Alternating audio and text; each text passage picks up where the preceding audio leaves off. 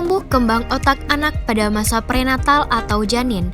Hasil penelitian yang paling mutakhir tentang dunia pralahir menunjukkan bahwa rahim ibu adalah ruang kelas, yaitu ruang di mana janin bisa belajar tentang banyak hal, yaitu seperti merasa, mengetahui perbedaan antara terang dan gelap, mampu memperhatikan suara ibu, ayah, dan kerabat lainnya, atau mendengar suara musik, dan juga belajar untuk mencapai perkembangan fisik dan psikis secara optimal, serta mengembangkan otak dan saraf bayi sebelum dilahirkan.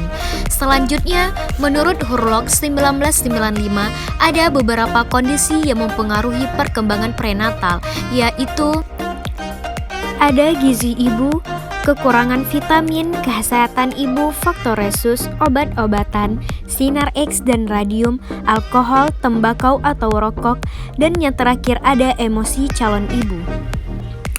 Adapun menurut Van de Carlehri 2001, beberapa kondisi yang harus dihindari selama masa kehamilan atau prenatal. Yang pertama, ada mengurangi debu dan polutan yang dihirup ibu hamil. Yang kedua, menghindari produk yang mengandung racun potensial. Dan yang ketiga, menghindari kebisingan dan temperatur yang ekstrim. Selanjutnya, tumbuh kembang otak anak pada masa postnatal. Yang pertama, saat lahir, struktur otak sudah lengkap dan mencapai kematangan di luar kandungan. Yang kedua, bayi baru lahir, lebih dari 100 sel saraf dan sekitar 1 triliun sel glia yang berfungsi sebagai perekat dan sinaf membantu bertriliun sambungan antara neuron. Dan yang ketiga, banyaknya sambungan yang mempengaruhi kemampuan otak anak. Selanjutnya ada pengaruh tumbuh kembang anak. Yang pertama, karena faktor lingkungan biologis, yaitu jenis kelamin, umur, gizi, dan hormon. Yang kedua ada faktor fisik, yaitu cuaca, musim, keadaan geografis suatu daerah. Yang ketiga ada faktor psikososial, yaitu stimulasi, stres, cinta, dan kasih sayang.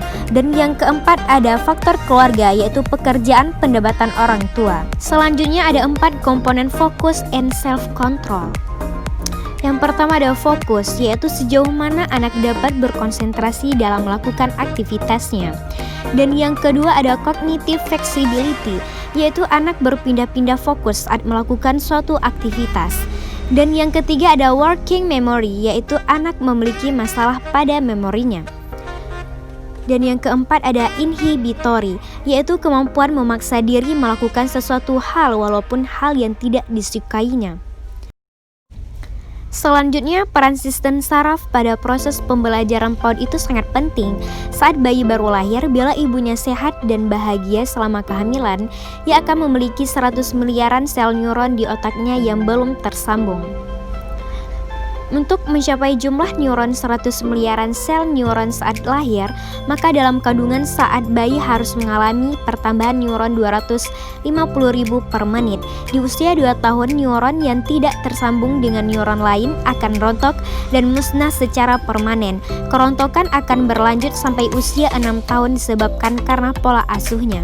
Selanjutnya ada cara mengoptimalkan perkembangan otak pada AUD dengan cara memberi stimulus berupa psikososial, yaitu sentuhan dan mengajak anak bermain.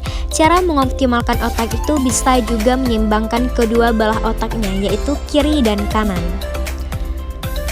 Faktor yang mempengaruhi perkembangan otak anak usia dini. Yang pertama ada peran keluarga, dan yang kedua ada peran lingkungan, yang ketiga ada derajat kesehatan dan gizi yang buruk. Selanjutnya gangguan yang terdapat pada sistem saraf anak usia dini. Selanjutnya ada cerebral palsy, yaitu gangguan gerakan dan koordinasi otot anak berupa kaku atau sulit bergerak, gerakan menghentak-hentak atau bahkan layu tanpa tenaga.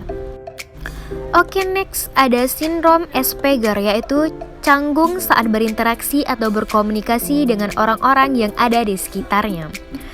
Selanjutnya ada juga epilepsi, yaitu kondisi seseorang yang mengalami kejang-kejang secara berulang-ulang.